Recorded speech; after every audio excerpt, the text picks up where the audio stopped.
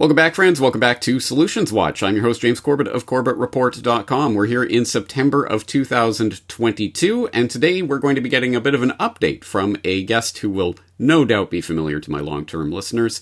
He is Derek Broze, the founder of the Conscious Resistance Network at theconsciousresistance.com. He's a journalist who has his own podcast, the Activation Podcast. He does documentary series. He writes for outlets like The Last American Vagabond. He's all over the place. I'm sure you've encountered his work if you are in alternative media, independent media spaces.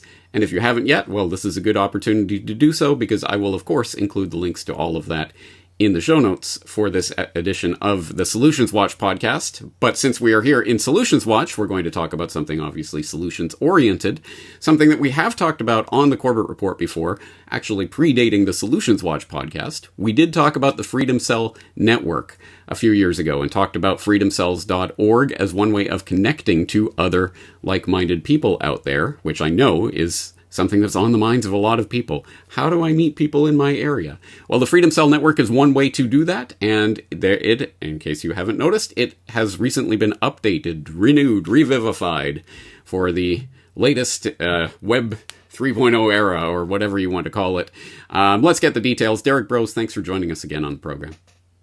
Yeah, thanks for having me back, James. It's always a pleasure to be here talking with you about solutions. Absolutely. Well, I know that's what I'm excited about. I know that's the core heart of so much of the work that you do. That's why I appreciate your work. Now, as I say, most people will probably be familiar with the Freedom Cell Network by now, but there are always new people, always people who haven't heard about it. Tell us, in a nutshell, the elevator pitch. What is the Freedom Cell Network? What is the problem to which the Freedom Cell Network is the solution? The problem is that most people in our communities, people who watch your work, my work, and as you said, independent alternative media, tend to feel, at least what I've learned over the past 10 years, they feel alone. I've heard from hundreds of people with the tours I've done, the in-person events, people saying things that, especially in COVID times, that they felt isolated, alone, thought they were crazy, family thought they were crazy, husband, wife, daughter, son, whatever. And that obviously is not a good place for anybody to be. And so that's like the main core of it, is people feeling alone. And then, of course, beyond that, helping them beyond just kind of expanding their social circle and feeling like, oh, I can, speak freely and actually not be judged around other people, but specifically trying to encourage the connection and bringing people together for focusing on solutions, whether that's growing food, alternative currencies, homeschooling, unschooling, self-defense, such a wide range of topics. And actually, we've been talking about this, James. I can't recall exactly when our first interview on Freedom Cells was, but I've been talking about it since 2016 after hearing about it from John Bush, who also has talked with you about this. And that's an idea we were promoting for years before we had a website. The Freedom Cell Network, the way we differentiate is Freedom Cells, anybody can organize a cell, a group, a pod, a circle, a hub. I hear a lot of people say they hate the name because they think cells, like I'm in a prison cell. It's like, no, we mean like the cells in your body, individual, powerful, unique, but part of the larger organism. But you don't have to like the name either way. Call it whatever you want. The point is local, decentralized groups coming together.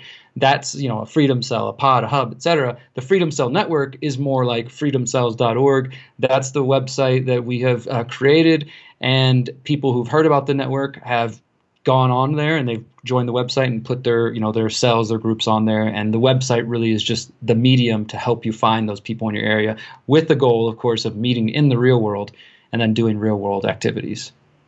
Absolutely. As you say, this is a common theme among people in our community of, how do I meet people? How do I find them? How do I connect with others? And that is increasingly important. And just for the record, our first conversation on this was back in 2016. So that link will be in the show notes for people who want to get the backstory, the philosophy, the why 8 people, all of the philosophical sort of side of this, as well as the early iteration of that. But let's progress, as you have updated the website and made it spanking new and shiny. Tell us about what's happened to freedomcells.org.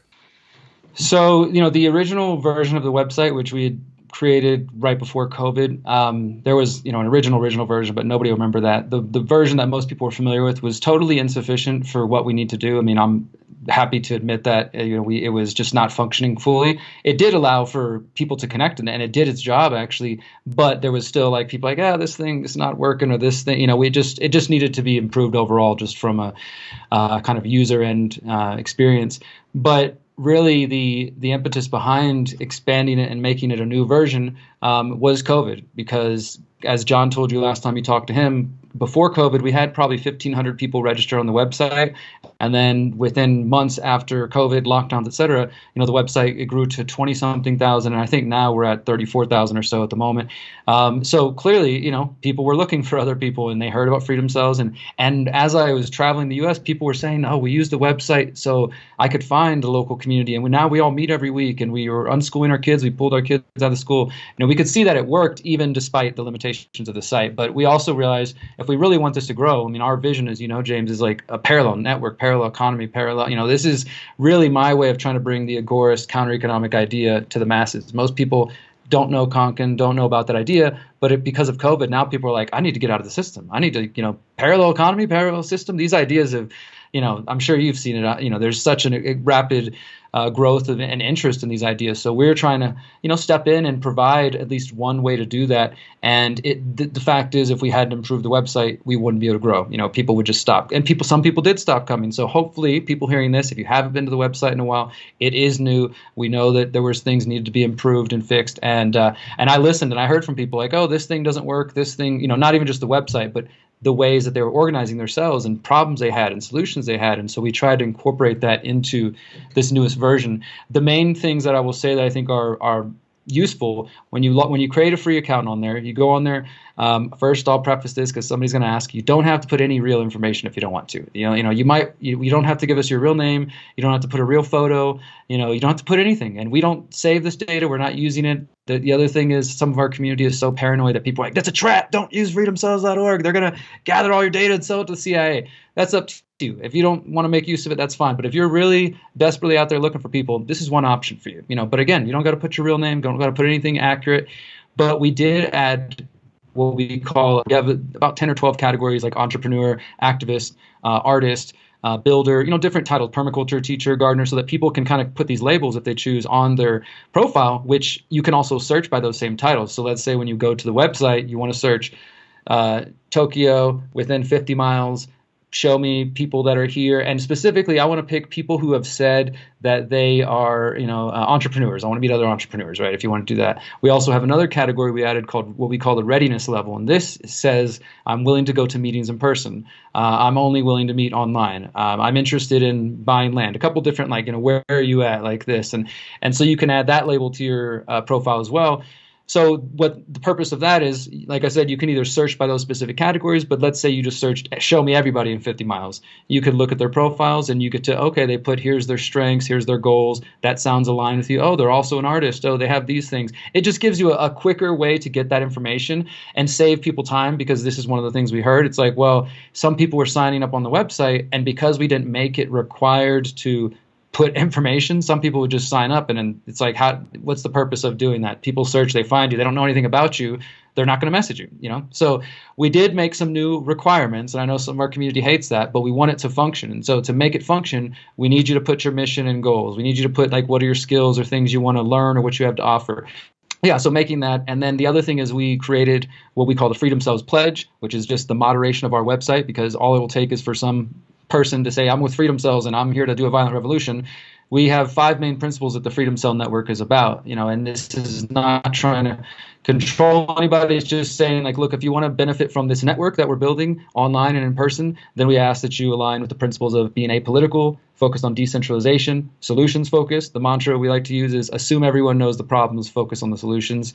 Nonviolent, apolitical, solutions focused, and the other 2 are escaping me right now. But that's, generally the idea. So we're not there. This is not a place for people to come promote violence. It's also not a place to come promote your political campaign or Trump or Biden or whatever, right?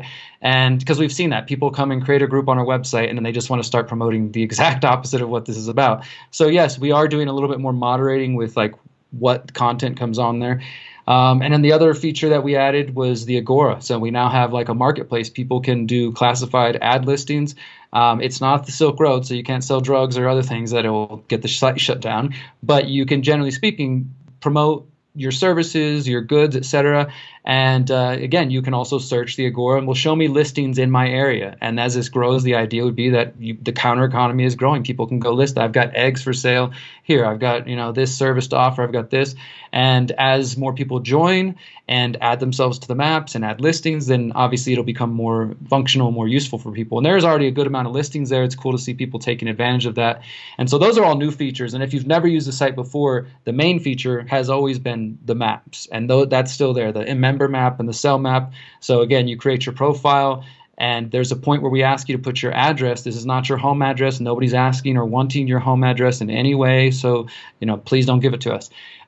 But we would like you to be more specific than just say maybe Houston, because if everybody says Houston, it just puts you all downtown, right? Maybe you put the park near you, or just, somewhere, some address in the general area, or, as close as you feel comfortable. All that's going to do is help the people who are looking for someone. Okay, this person seems reasonably close. They don't need to know your house. They just need to know generally the area you're in. So that's still there. We've improved the maps. You got the member maps, the cell maps. You can search by the miles. But then also, as I mentioned a couple minutes ago, you can also add those categories, the readiness and their specific role, if you want to search by that as well.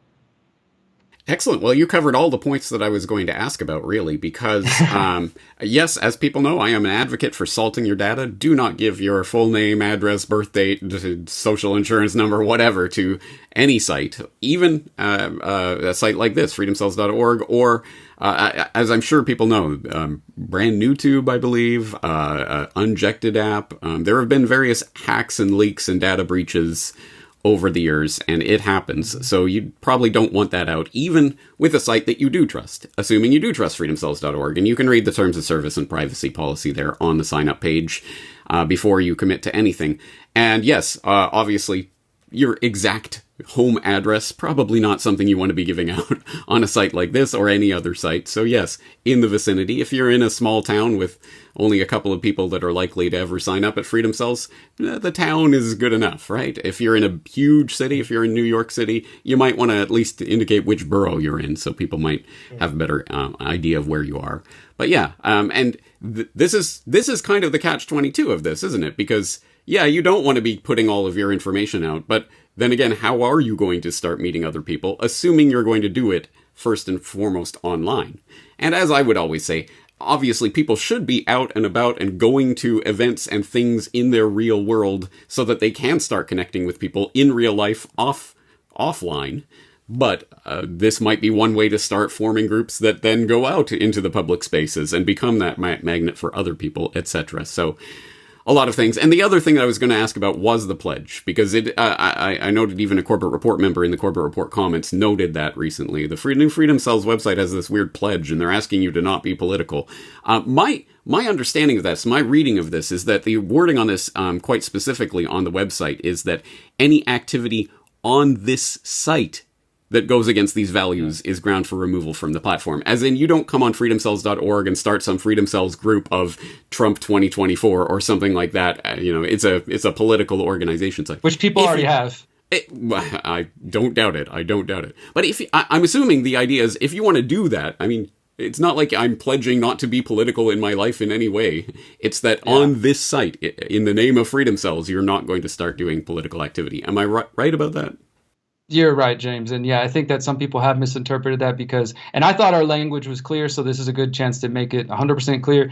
We're not in any way trying to control what you do in your own life. What we're saying is, as you outlined, James, is like if you're going to benefit from this network, which is growing every day, and we're constantly promoting and putting out there, like put your local group, your cell, your hub, whatever, add it to the website. I didn't mention we have a calendar too, so put your events on there. Take advantage of that, right? All we're saying, though, is, for example, one cell that we deleted after the relaunch, it was somebody came and created a cell for Trump Airlines or something. I really, it was like a plane with a picture of Trump. I didn't even know what it was, but I just messaged them and I said, hey, please, just, let you know this is against the what the website's about.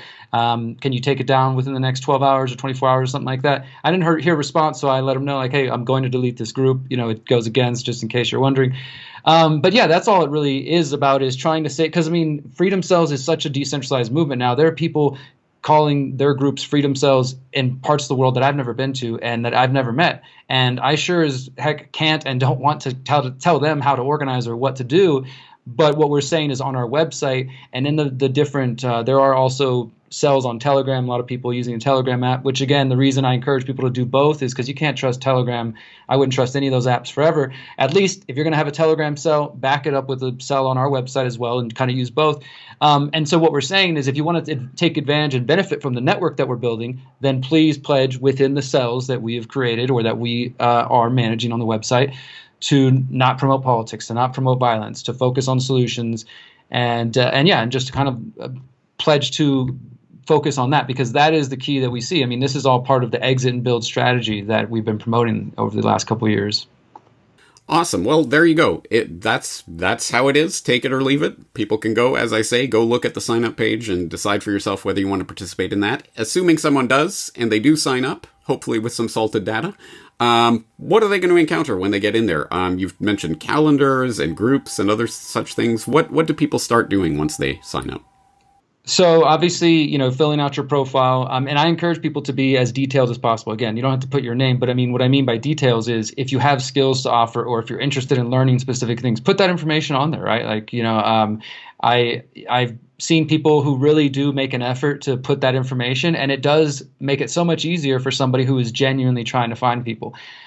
So when you join, I mean, you're going to see right away it's set up in the sense of most social media you're familiar with. So there's a timeline. So you'll see other people's posts or statuses.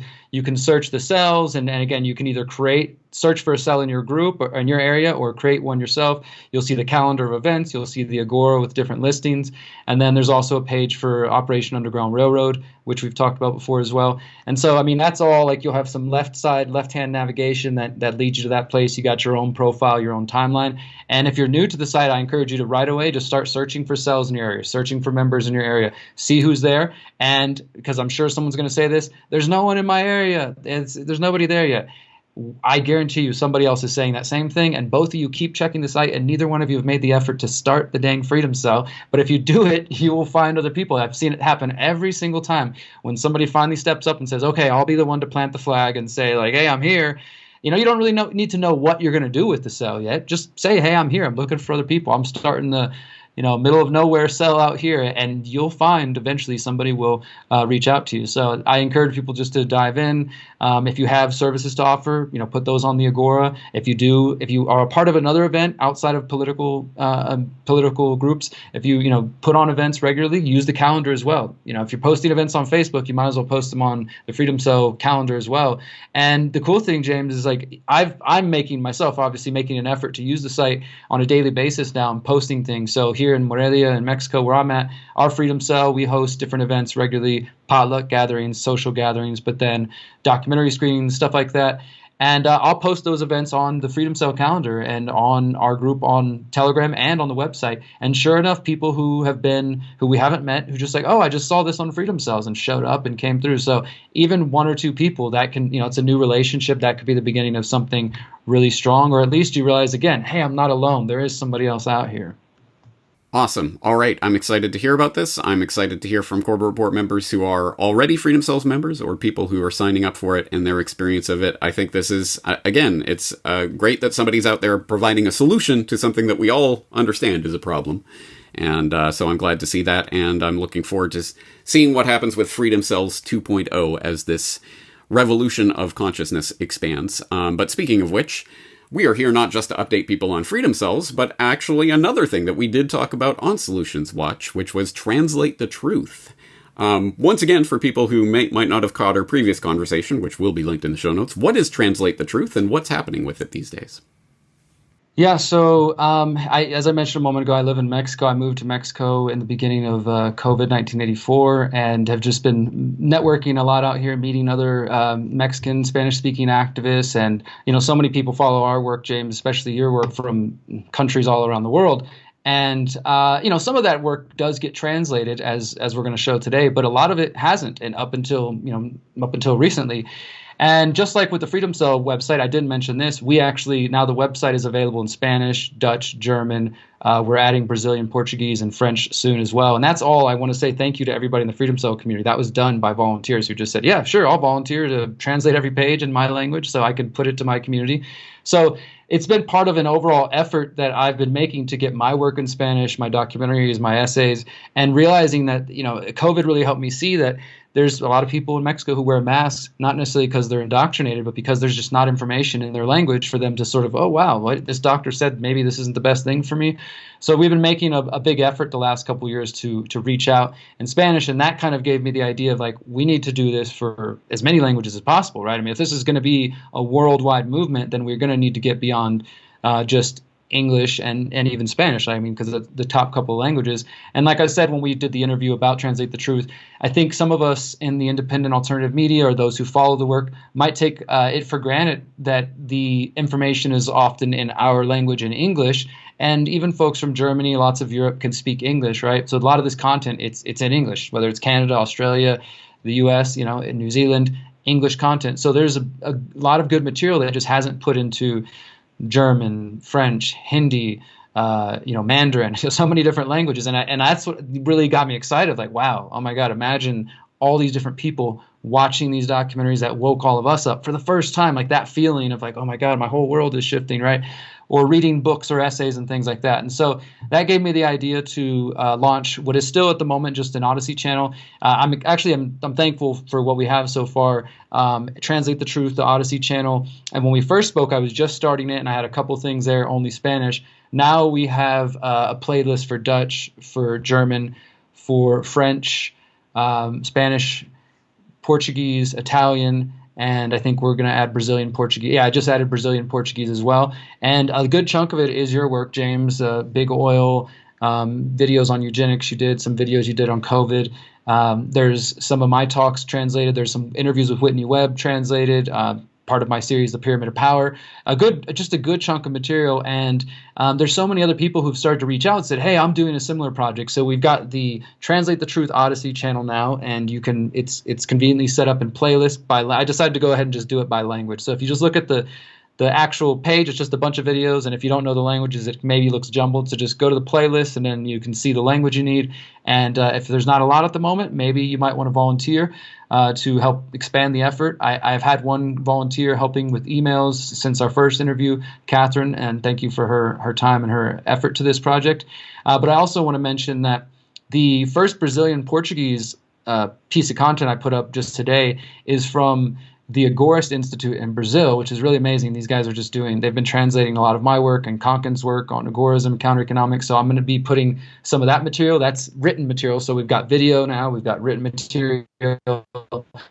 And then also the folks over at nevermore.media, they reached out as well, and they've been doing a lot of great work. I'm sure some of your audience would appreciate it. Most of it's focused on anarchism and the Great Reset and kind of exposing that.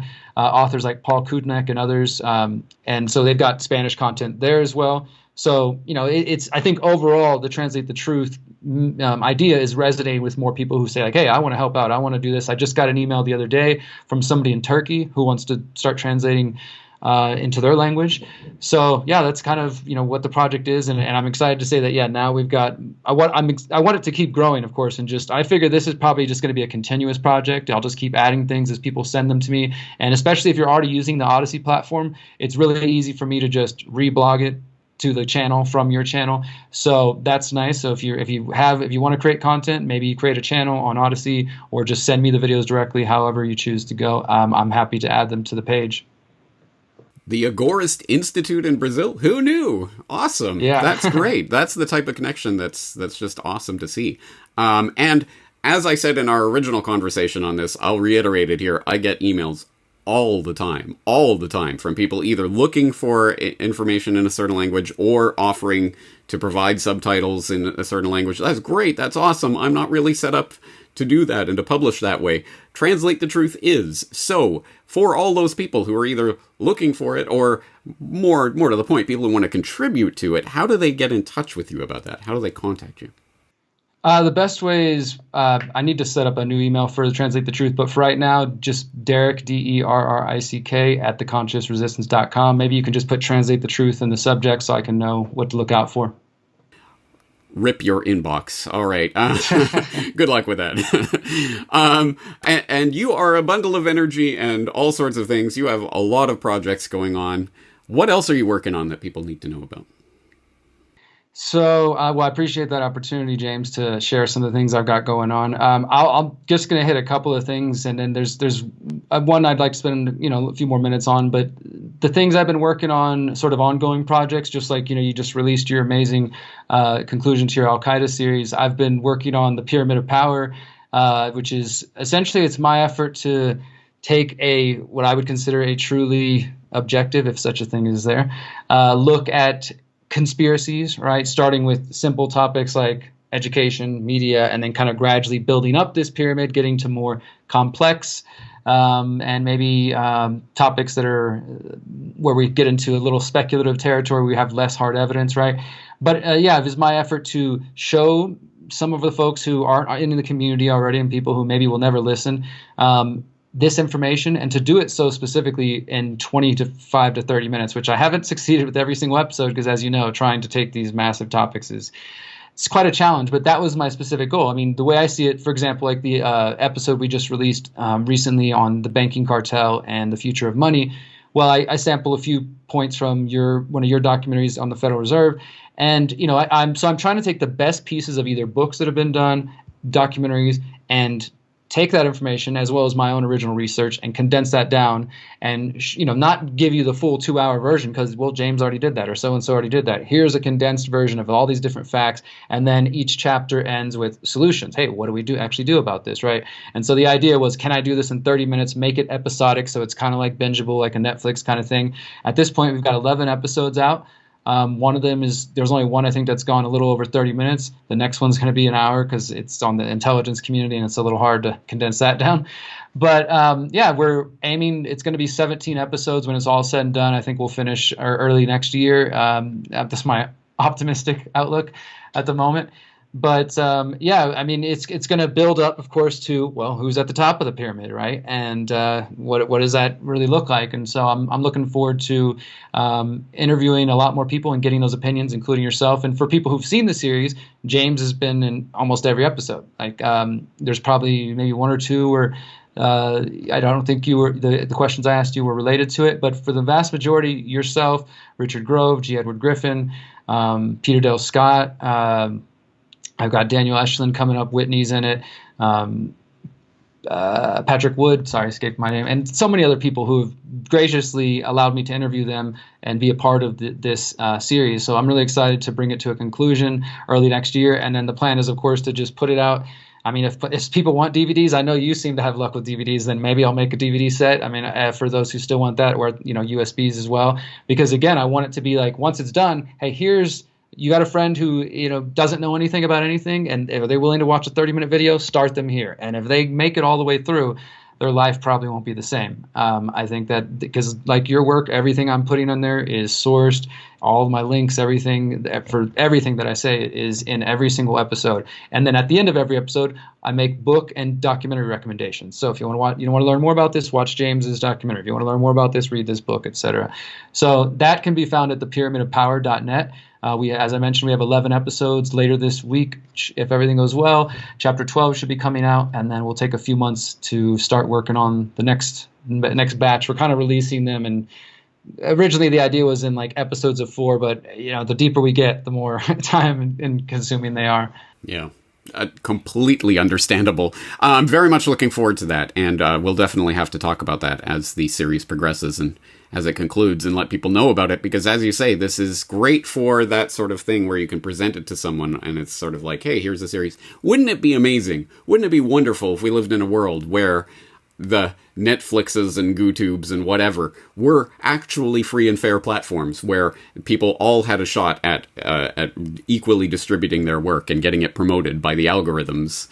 I guarantee you this type of work would be floating to the top. The truth always wins when it is a free and fair playing field, which is precisely why they rig the game and against work like this, and why anyone who's watching our conversation right now, congratulations, ding, ding, ding, you're the winner. You found your way through and threaded that needle and are into the independent media space. Awesome. Now we got to find ways to get that out to other people. So I appreciate the efforts you're doing with that. And yeah, trust me, I know the pain of trying to condense it down into something watchable for the TikTok attention span generation. It is, it's a losing battle most of the time. But anyway, we continue to try to roll that rock up the hill, right? I will say that I got a couple of positive, well, more than a few, but two that stick out in my mind are one, a friend who I guess I didn't know is a substitute teacher. And she was like, hey, today I put on your episode on big education for my students at school. I was like, well, that's awesome. Someone else told me that they're using it as part of their homeschooling curriculum for their child. So that's like super humbling and really amazing, because that's obviously that's why we create it, is in the hopes that people use it and make, do something valuable with it. So yeah, again, that website is thepyramidofpower.net. And I guess, James, the other two I'd mentioned just real briefly is The Greater Reset, thegreaterreset.org. People have heard me talk about this. I mean, if you, just like everything we're talking about today, freedom sells, translating content, getting out to more people, spreading these ideas. We're doing this. I'm doing this. Everybody I'm working with, James, is doing this because clearly we need solutions right now. We're in a very difficult point, and the future of that we've been fighting is right on the cusp of coming into reality. So when the Great Reset was announced, the Freedom Cell Network said, let's bring people together, and James participated in our event called the Greater Reset Activation. We consider it an activation meant to inspire, motivate people. So there's no debates about viruses. There's no debates about Trump or politics or what have you. It's all 5 days of, just like Davos meets and they talk about, let's talk about technology and the environment, but they're thinking from their technocratic central planning kind of point of view. Well, we said, well, what happens if we get together and we bring some of the most brilliant minds, some people well-known, others who you've never heard of, but are doing just fabulous work in their field of research or work, permaculture, community building, et cetera, and bring those conversations to people. And so the first three events have been extremely successful, and we're going to be doing our fourth one in person in Mexico, in Texas, and for free online, of course, January 18th to the 22nd, 2023. And we just started announcing different speakers. And like I said, there's going to be some names you might recognize and others who you're like, who the heck is this? But I promise, whether you can come in person, which I encourage you to if you can, because there's a lot of community connection and just, there's something I think special, especially the last 2 years when people have been locked down. They're like, oh my God, humans, I could be around other people. There's something special though with the in-person events. But either way, you can watch online for free. We encourage people to get your Freedom Cell together, host a watch party in your area, bring everybody together. If you can't do all 5 days, look at the topics. We got Take Back Our Tech, Decentralized Technology, Counter Economics, Building Parallel Networks. Look at the topic or the day, the theme that seems to be most important to your group or your family, and host a watch party and focus on that. So we're just starting to promote that, and that'll be ongoing. Like I said, the website is thegreaterreset.org. But the last thing I'd like to mention, James, that I'm most excited about to share with you and your audience, because we talked about it 3 years ago now, is the update to my book, How to Opt Out of the Technocratic State, which I published in January 2020, January 30th, I think, 2020, a couple of weeks before we heard the word COVID-19. I think at that point I was already like, hey, there's something weird going on in China right now. I keep hearing some whispers about something happening. And the book, I wrote it in late 2019. As we've been covering over the years, James, the growth of technocracy, the surveillance state, the rise of facial recognition, social credit, for those who might have just woke up the last 2 years, we knew about those things before COVID. We already knew where this was headed. I didn't have a magic crystal ball. I just started, doing the research, and I've been focused on digital technology and digital surveillance tools for, a decade now, because of some experiences dealing with the cops in Houston, learning about those tools and just expanding. So I decided, I believe in the idea of agorism and opting out of the system and building a parallel network, but I really started to ask myself, is that even going to be possible with this world that they're building? How do you stay how does the counter economy thrive when it's, facial recognition cameras everywhere, digital IDs, digital, passports, these kinds of things. We didn't know the term vaccine passport yet. We hadn't heard the Great Reset, all the terms that, many people are familiar with, but we did know about Agenda 2030. We did know about all, so, the agendas were already there. I was simply asking the question, how does one stay free and maintain privacy in this world that we're very quickly rushing into? And in the introduction to that book, I even was like, in a couple of years, this might seem outdated because of how quickly technology is moving. And the book has been my best-selling book, not a New York Times bestseller, but an underground bestseller maybe, because people have resonated with the message of, like, obviously what they're witnessing in the world. The book is titled How to Opt Out of the Technocratic State. It got a lot of people curious.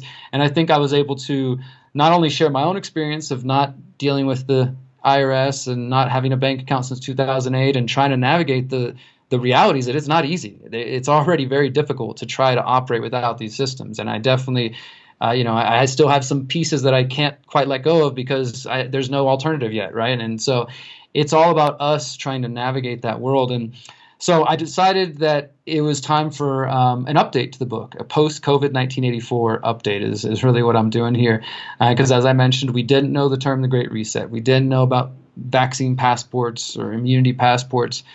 We hadn't seen countries, the world, locked down in this way. We hadn't seen this extent of people getting their bank accounts seized for donating to the wrong causes and all these kinds of things. And so there's new questions now to ask and new answers to seek. And I'm going to do my best to provide ways that I personally avoided all the lockdowns and, continue to stay free and didn't comply with mask mandates or vaccine mandates, as so many of us didn't. And so I'm going to really try to get deeper into that, like describe what we witnessed after the book came out. I'm going to keep it in its original form. I'm just going to add a new introduction and add like a new section with 3 or 4 new chapters so people can read it as it was originally written and then sort of like, okay, here's what we learned. The Freedom Cell Network, that idea grew a lot in the time.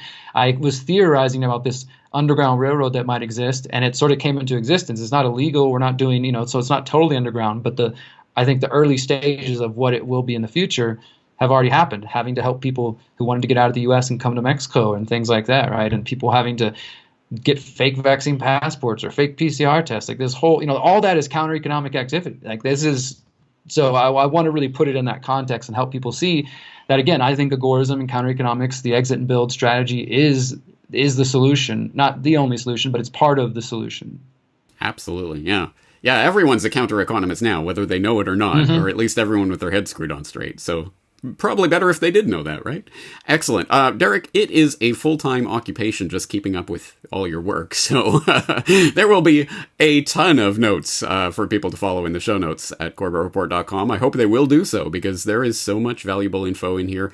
If only journalists in the independent media space had 1/10 of your energy or 1/10 of your dedication to focusing on solutions. But that is precisely why you are here on Solutions Watch. I appreciate the work that you're doing. I hope people will check it out.